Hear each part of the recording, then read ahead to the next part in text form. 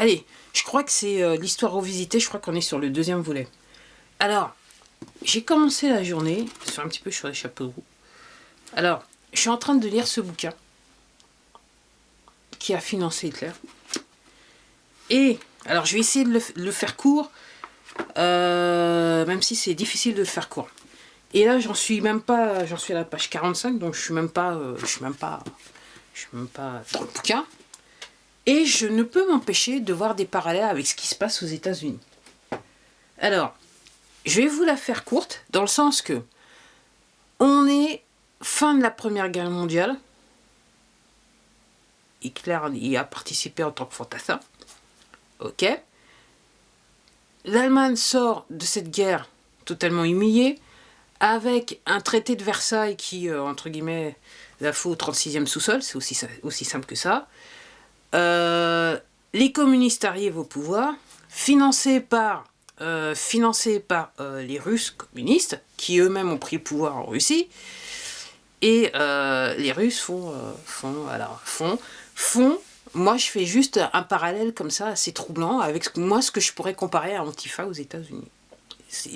Je regarde les propos qui sont tenus, ce qui est écrit dans le bouquin, ça ressemble un petit peu à ce que fait Antifa aux États-Unis, ce qu'ils ont essayé de faire en Europe aussi et en France. Je suis pas méchant, je dis ça comme ça. Donc l'Allemagne est sous l'emprise, quelque part, la montée du communisme. Les gens voient communisme. Alors, là on est bien avant, donc on est dans les années 1920. Donc en gros, ce qui se passe, c'est que, aussi curieusement que ça puisse paraître, donc avec le communisme, donc il y a l'inflation qui se ramène, qui monte. Les gens, les élites allemandes de l'époque, qui ne sont pas pour le communisme, effectivement, elles sont étonnées de voir un monsieur comme lui, qui semble avoir, entre guillemets, semble dire des choses qui sont compréhensibles, ok, qui vont à l'encontre de, entre guillemets, hein, c'est-à-dire que, voilà, les gens, ils ont besoin d'un travail, ils ont besoin de l'argent pour vivre, parce qu'il y a la montée, il y a l'inflation qui grimpe, ok, des choses comme ça, ils ont besoin de se sortir en sécurité, et surtout, l'Allemagne qui a été humiliée à la fin de la Première Guerre mondiale, ok, elle a besoin de retrouver un peu de confidence, redevenir l'Allemagne qu'elle était quelque part. Donc effectivement, les élites ils sont d'accord. Puis les Allemands aussi ils sont aussi d'accord parce on arrive à un moment où les Allemands donc perdent leur emploi, ont plus de entre guillemets avec le communisme et l'inflation, en fait on tape actuellement sur la classe moyenne qui disparaît petit à petit et les petits commerçants qui n'arrivent plus à vivre puisqu'il y a l'inflation et que plus personne ne peut plus acheter et que, entre guillemets, je crois que c'est le Reichsmark qui sert à rien. Et aussi, ce qui s'est passé, ce que je découvre dans le bouquin, c'est qu'à un moment donné, la France, carrément, a complètement envahi la région de la Ruhr, en Allemagne, qui était la région, entre guillemets, industrielle. Donc, en gros, le poumon de l'Allemagne. Donc, ce qui a, en fait, déclenché encore plus la grimpée de l'inflation. Ok, comparé au dollar, en fait, le marque, il valait plus rien, quoi. Bref. L'argent valait plus rien. Donc, effectivement, il y a ce monsieur qui se ramène et qui tient des meetings politiques et qui a, en ce qui me concerne, clairement, il sait comment, entre guillemets, s'adresser aux gens, manipuler les gens, quelque part, avec des propos qui sont pas entre guillemets, qui ont du sens. Et là, je vais pas rester seulement sur les États-Unis, je vais revenir en France, parce que là, il me semble qu'il y a des gens aussi qui tiennent des propos, entre guillemets, des politiques qui tiennent des propos qui semblent avoir du sens, mais il faut peut-être se poser des questions. Parce qu'en fait, ce qui s'est passé à un moment, donc le peuple allemand s'est retrouvé avec, soi-disant, une vague communiste qui, soi-disant, veulent les aider, mais en fait les foutent dans la misère, aussi simple que ça.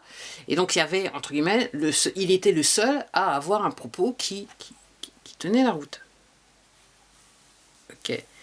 Et puis bon, qui l'a financé? La réponse courte, c'est les élites allemandes et internationales, américaines et françaises aussi, apparemment. Donc j'en suis juste au début.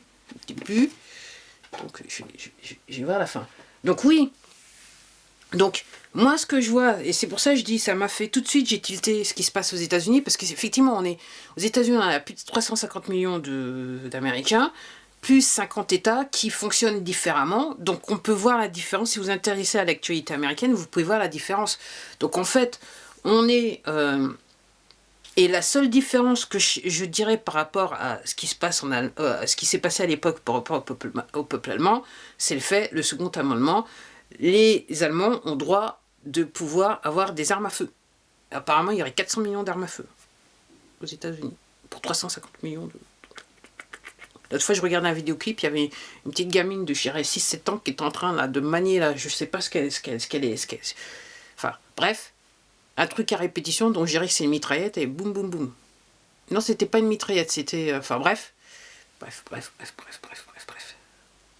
Okay, tout ça pour vous donner... Donc moi, ce que je vois par rapport à ça, donc effectivement aux États-Unis, c'est clair. Je pense qu'en France, c'est un petit peu...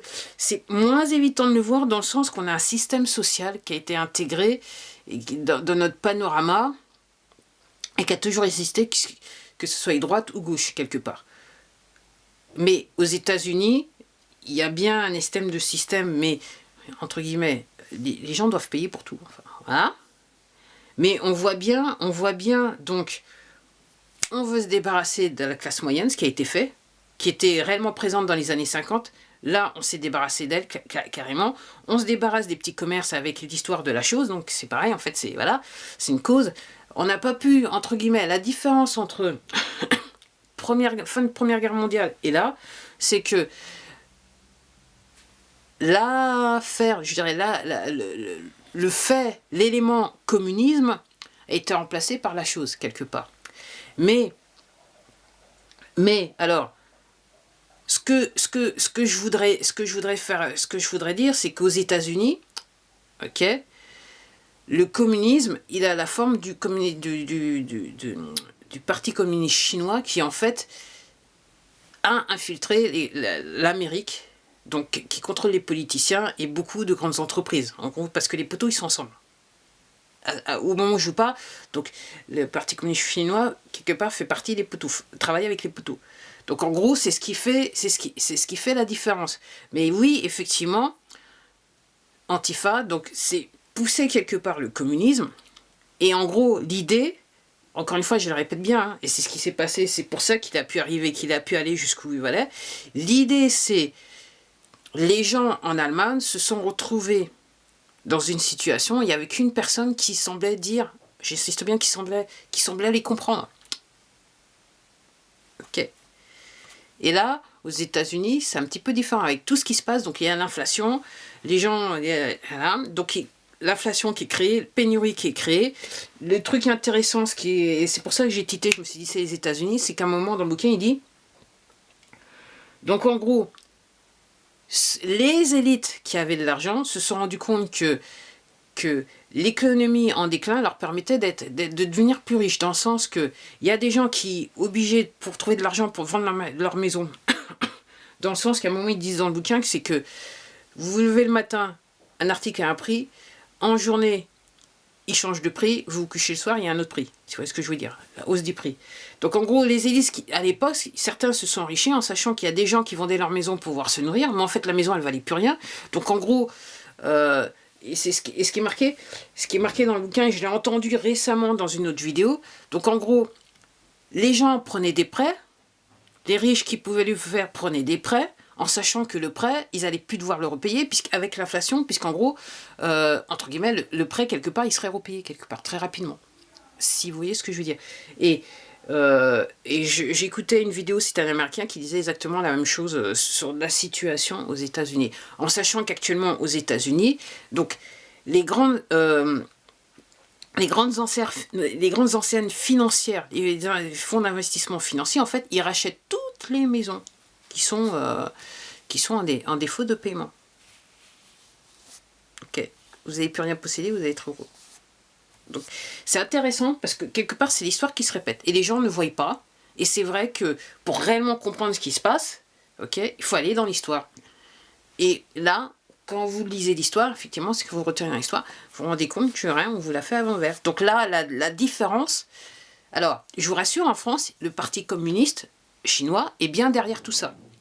Dans le sens qu'il a financé des institutions politiques, des hommes politiques, et peut-être des entreprises privées, en sachant que, faut pas, pour certains d'entre vous, vous savez peut-être, le Parti communiste chinois a acheté des terres partout dans le monde, y compris en France. Il y a des terres qui ont été vendues au Parti communiste chinois.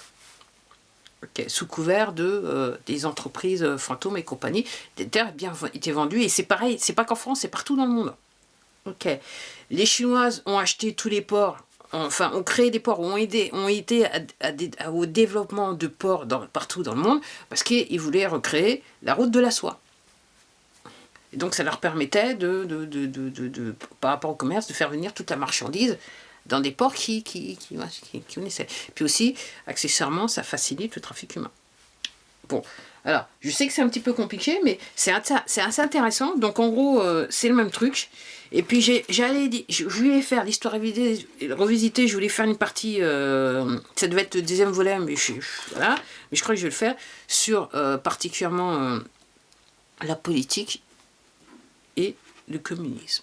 Alors ça va être le troisième volet. Alors je sais pas quand est-ce que je vais l'enregistrer, mais je vais l'enregistrer parce que là, après ce que je viens de dire, c'est plus fort que moi et ça tombe. Donc en gros, effectivement, si vous ne lisez pas, vous allez avoir un problème. Et je m'arrête là parce que j'ai plus de batterie. Allez, à la prochaine!